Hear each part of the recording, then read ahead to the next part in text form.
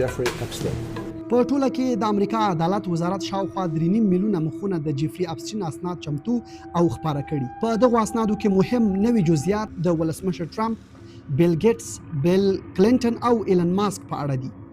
موږ هڅه کوو چې د دغو تازه بدلونونو ځینې مهم ټکي راواخلو او تاسو ته د هغو پیښو په اړه مکمل جزئیات درکړو. همدارنګه د جیفري اپسټین په اړه به هم له ځینو نوو معلوماتو خبر شئ. نن ورځ د اپسټین قضیه په رښتیا هم پر یوې لویې معضلې اوښتې.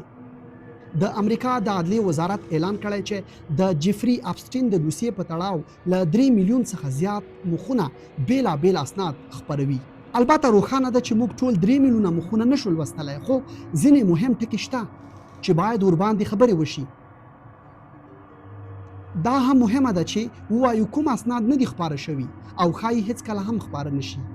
د مرستیال لوی څارنوال ټود بلانچ په وینا د قانون له مخې ځینې اسناد د پټ ساتلو اجازه لري، لکه د قربانیانو شخصي پیژند معلومات، طبي او شخصي دوسیې، د ماشومانو د جنسي ځورونې انځورونه او هغه اسناد چې رواني فدرالي پلټنې له خطر سره مخ کولی شي.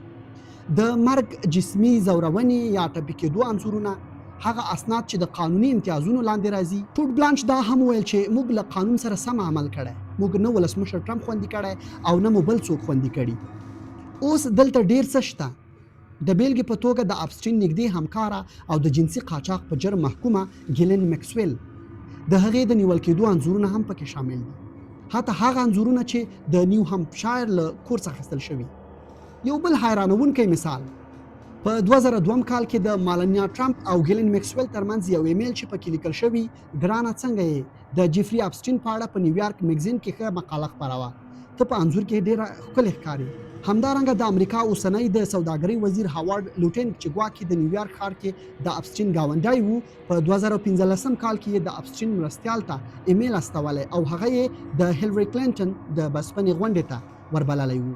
او بیا د بیل ګیټس موضوع چې ګواکې د هغه د جنسي ناروغۍ لپاره درمل غوښتل شوي. تر ټولو جنجالي تور دا دی چې ګواکې ولسمشر ټرمپ پر یوې نابالغې نجلۍ جنسي تیری کړی. خو دا موضوع باید په ډیر احتیاط او شالید سره وڅېړل شي. د عدلیې وزارت وایي دا تورونه یوازې ناتایید شوي راپورونه دي، یعنی نه دي ثابت شوي. دوی دا هم وایي چې ځینې اسناد ښایي جعلي، دروغجن یا له حقیقته لرې وي، ځکه هر هغه څه چې خلکو FBI ته لیږلي پکې شامل شوي. د عدلیې وزارت په رسمي بیان کې راغلي ځینې اسناد د ولسمشر ټرمپ پر ضد ناسم، جعلي او احساساتي تورونه لري چې د 2020 ټاکنو ته نږدې وخت کې FBI ته لیږل شوي وو. دا ادعاوې بې بنسټه او دروغ دي. سره له دې ځینې ادعاوې ډېرې دردونکي او بوږنونکي هم دي.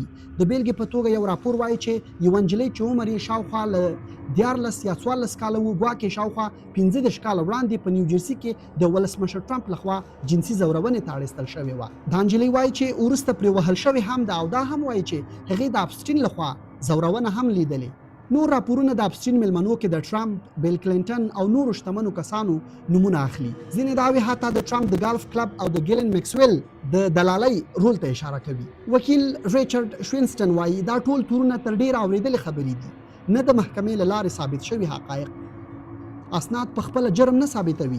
شفافیت مهم دی، خو بې له جدي پلټنو او رښتینې عدلي اقداماتو موږ یوازې له میلیونونو پوښتنو سره مخامخ کیږو. د اپسټین اسنادو کې د ایلون ماسک نوم هم راغلی. په یو ایمیل کې د اپسټین ټاپو ته د هغه سفر په اړه خبرې شوي، خو دا نه ده روښانه چې ماسک رښتیا هلته تللی که نه.